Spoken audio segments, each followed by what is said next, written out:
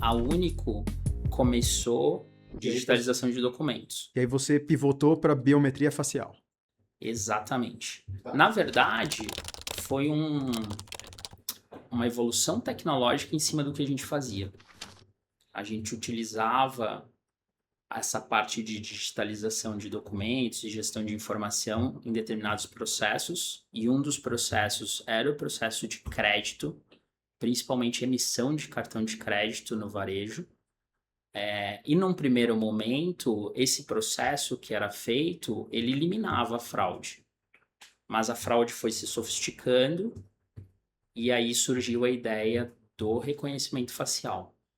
Que aí, com isso, a gente não deixou apenas de organizar a documentação, mas para ir para um elemento de segurança mesmo, onde com a imagem da pessoa você evitava que ela fosse fraudada, que houvesse uma fraude de subscrição, de eu pegar seus documentos, trocar a foto e me passar por você, e abrir uma conta bancária, fazer um cartão de crédito e por aí vai.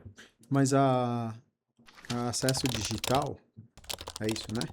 Quando você fundou ela, qual que era o problema que ela queria resolver? Fluxo de informações e documentos. Fluxo de informações e documentos. Exato. Então ela era genuinamente um negócio de digitalização de documentos. Perfeito. Essa era a solução. Isso. Então, tentando te trazer um pouco de contexto, imagina determinados setores e operações aonde você tem um fluxo bastante grande e diversificado de localidades, fluxo de documentos, que eles eram transacionados ou trafegavam de forma física. Então a digitalização entrou para eliminar isso, e então isso fez muito sentido para determinados processos de negócio.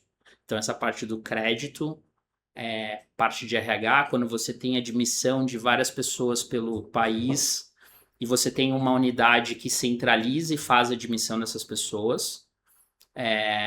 Na parte financeira, quando você tem estruturas que recebem notas fiscais em diferentes locais, e aí securato isso na época onde a nota era física ainda, né? Porque hoje já é digital. E você precisava fazer essas notas entrarem para um RP onde você precisa de um profissional com um conhecimento mais específico, que você normalmente não vai ter na ponta porque ficaria muito caro. Ou você tem quantidade suficiente para fazer isso. Então, nesse primeiro momento, a inteligência era como que eu faço todas essas informações chegarem rápido, de forma segura, controlada e íntegra. Então, essa digitalização servia para isso. Você ou pegava documentos que estavam já nascendo digitais e colocava dentro do sistema, ou você pegava ele físico e transformava em digital. Quando vocês criaram a Único, qual que era o seu papel na empresa? Eu vim de uma jornada de 10 anos de Vivo. Eu vi isso. Né? Então, eu comecei como estagiário lá e tive o benefício de ter uma super escola, porque quando eu entrei, isso foi em 98, tinha fila ainda para comprar celular. Recém as empresas estavam sendo privatizadas.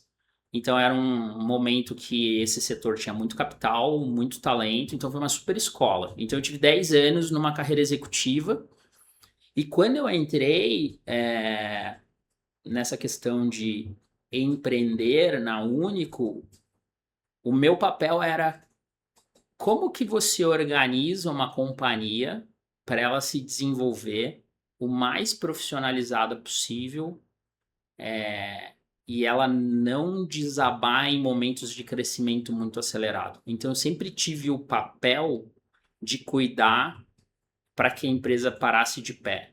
Então, áreas que eu toquei nesse período: finanças, pessoas, operações, planejamento e gestão, M&A, internacionalização, parte de governança, e isso foi ao longo de todo esse período que eu fiquei lá, que foram 15 anos.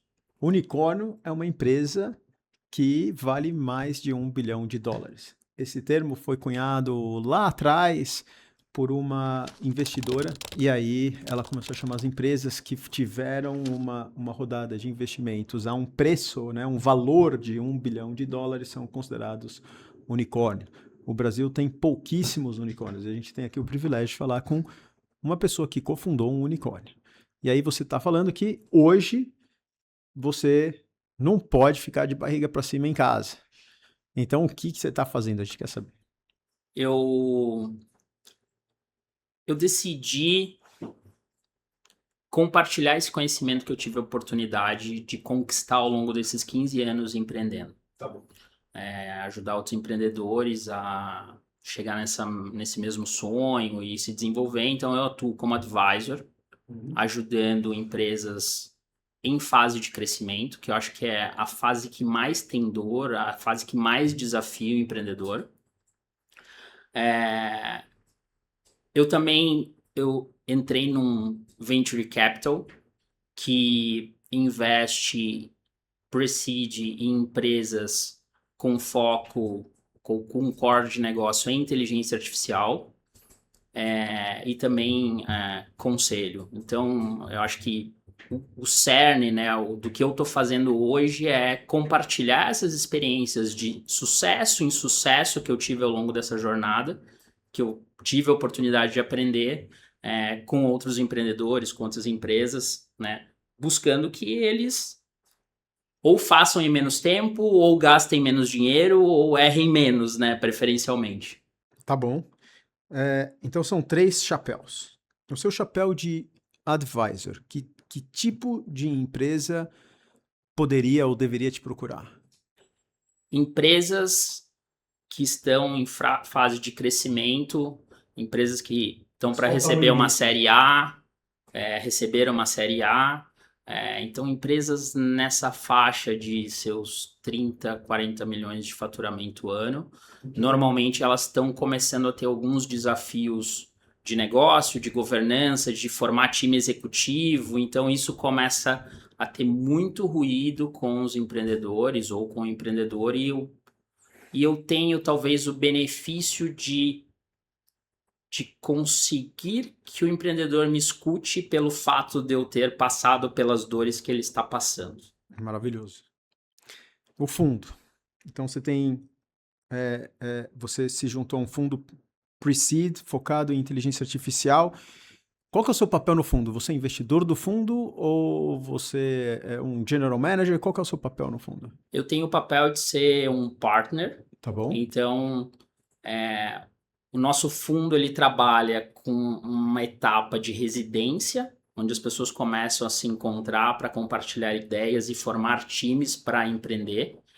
Uma etapa de residência, efetivamente, de empresas que foram selecionadas para passar por um período de aprendizado e sair dali com um negócio mais consistente e, obviamente, empresas que vêm, que não seguem essa trilha e que a gente investe direto. Meu papel ali é ajudar essas empresas, né, num primeiro momento, depois que formou o time, a conseguir achar claramente uma dor de mercado e que tipo de tecnologia pode resolver essa dor. As que estão em residência, ajudar a remover bloqueios para que eles possam avançar na formatação do produto e conseguir construir um go-to-market para começar a avançar. E para as empresas que vêm eventualmente direto no comitê de investimento, ajudar a fazer uma seleção, entender perfil de empreendedor, tamanho de mercado e que tipo de produto, aquele produto que está ali naquele momento pode vir a ser no futuro, em termos de escala, crescimento e potencial. Entendi. Qual é o nome do fundo? Canastra Ventures. Canastra Ventures. Exato. E qual o tamanho do cheque que a Canastra Ventures escreve nessas empresas? O cheque, ele varia de 500 a 1 milhão de reais. Tá bom. E que tipo de... Quantas empresas vocês já investiram? Quantas vocês querem investir? O fundo é novo, a gente deve fazer os primeiros investimentos agora, ainda no final desse ano. Mas dentro do portfólio já dessas empresas que estão em residência, enfim, e que o fundo acaba tendo um equity também, a gente já tem em torno de 10 empresas. Bacana. E qual o objetivo? Quantas empresas você quer chegar? Então, o fundo é novo, ele está no primeiro ano, está completando 1 ano agora. E a nossa ideia é trabalhar aí com 15, 20 novas empresas ao ano. Ah, tá bom. Bacana. E se alguém quiser te mandar uma oportunidade de investimento, ele faz como? Como é que vocês fazem o screening das empresas? A gente tem justamente essas etapas, ou pode entrar diretamente em contato conosco pelo site da Canastra Ventures, LinkedIn, Instagram. Se apresentar, a gente vai conversar, bater um papo, conhecer o deck, conhecer a ideia, e a partir daí a gente segue e conversa. Ele já tem que chegar com um deck pronto ou tem gente que chega totalmente despreparado? A gente tem duas situações, né? Para a turma que chega para o que a gente chama de matchmaking, eles têm uma ideia. Tá. E ali tem um grupo onde a gente ajuda eles a trabalhar essa ideia e conectar com outros empreendedores. Porque existe um critério para investimento que você precisa ter no time uma pessoa de tecnologia e uma pessoa de negócios. Esse é o mínimo do time para que você possa fazer um primeiro investimento. E depois disso, para a turma que está já na residência, ali é um pouquinho diferente. A gente já pede que eles tenham um deck já com o problema, com a solução, com o produto, como que o time está estruturado, como que eles olham o tamanho de mercado, porque eles já têm alguma coisa, seja em testando com alguma empresa ou muito próximo de ter algum modelo para isso. Tá bom. Sensacional. Então entre no site da Canastra Capital e mande a sua oportunidade para eles. Quem sabe vai dar negócio. Aí se isso der certo, você me deve um almoço, hein? Tem mais um. Você também é conselheiro. Você está no conselho de administração de quantas empresas? Eu estou hoje em conselhos, não de administração, conselhos consultivos. Conselhos Consultivos. Acho que ainda não estou preparado para um conselho de administração, mas é uma questão ainda. Tá bom. Ele está mais preparado que muita gente que eu conheço que já é, mas vamos lá. Mas eu tenho hoje um conselho numa empresa de marketing, e ali é um conselho mais focado em estratégia. Tá Eles têm. Eles olham para temas de M&A e temas de internacionalização, então ali tem um time que eu ajudo com isso.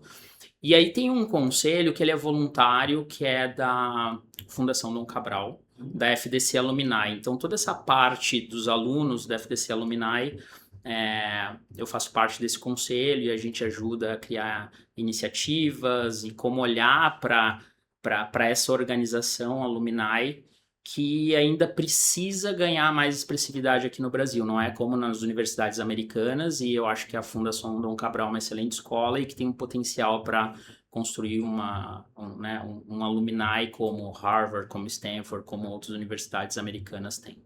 Ah, muito legal, muito legal. E aí, alguma chance de você fundar uma outra empresa e voltar para o outro lado da trincheira? Porque você tá aí bonitão, né? Você tá, não, eu vou ser advisor, eu vou fazer investimento e ajudar a moçada lá, eu vou ser conselheiro. E aí? É uma pergunta bem interessante, já me perguntaram algumas vezes, nesse meu período de entender como que eu ia seguir essa minha jornada. A tua esposa deixa?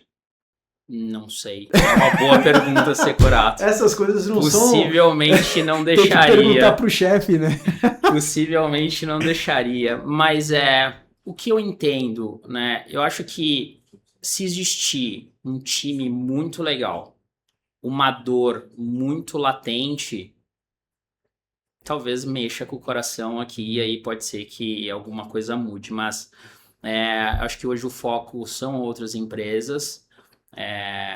Recebi alguns convites recentemente, mas não tinha essa combinação de uma dor muito latente, de um time muito especial. Mas, né, constantemente surgem provocações, mas eu acho que ainda não estou pronto e eu acho que ainda não está na hora. Então curtir o momento. Exato.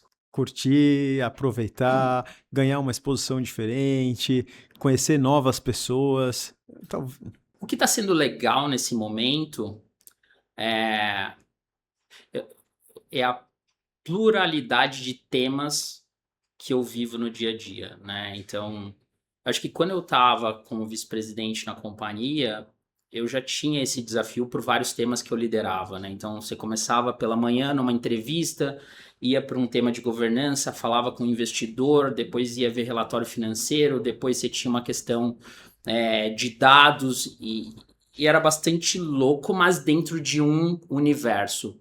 E hoje eu tenho o benefício de falar de saúde, falar de marketing, falar de finanças, falar de IA, falar de internacionalização, de outros conteúdos. Então, assim, tá sendo muito divertido por isso, essa diversificação de temas, comércio exterior. Então, assim, tem vários temas que estão dentro hoje desse meu contexto de trabalho que estão causando um sentimento diferente, assim, de estar exposto a um aprendizado que eu ainda não tinha tido. Eu entendo muito bem o que você está falando, porque hoje você tem condição de dar para um monte de gente um conhecimento tácito que teria te ajudado muito na sua jornada. Então, você consegue fazer a diferença na vida de pessoas e empresas. E isso é muito gratificante. Sem dúvida, e é muito engraçado, né, Securato, porque quando, no início da empresa, esse ecossistema que hoje existe, seja de investimento, seja educacional, não existia. Então, eu precisei ir atrás de muita coisa para poder aprender, e hoje eu acho que existe uma série de oportunidades e que eu acho que isso é ótimo para o ecossistema empreendedor, né? Eu acho que quanto mais empresas tiverem sucesso, melhor para o país vai ser, então eu acho que isso é super importante. Mas eu me recordo que no início da nossa jornada isso não existia. Tanto que quando eu ingressei na Endeavor em 2011, foi uma mudança radical assim, na forma de entender negócio, na forma de olhar para o futuro da companhia, na forma de olhar a governança. E aí tem coisas assim que eu me lembro do tipo...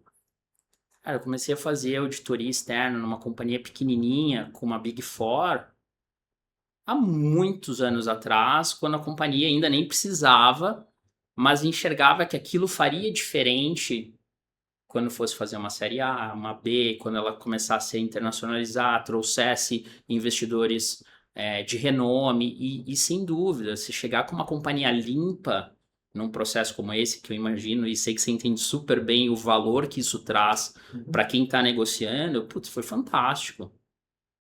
Muito legal, muito legal. Então, não perca o episódio completo com o Paulinho, cofundador da Único, que é uma unicórnio brasileira, uma de poucas. E a gente vai falar um pouco sobre o processo de investimento da empresa dele, como que ele fez para chegar lá. A gente vai falar um pouco da transação em si, das suas vitórias e frustrações. Não perca episódio completo em breve. Você está gostando do que você está ouvindo? Você tem que acompanhar os nossos outros canais nas mídias sociais. O primeiro é óbvio. Você já me segue lá no LinkedIn? José Roberto Securato Júnior. Tá como José Securato. Me manda uma mensagem, fala que você ouviu o podcast. Eu vou gostar de saber um pouquinho sobre você.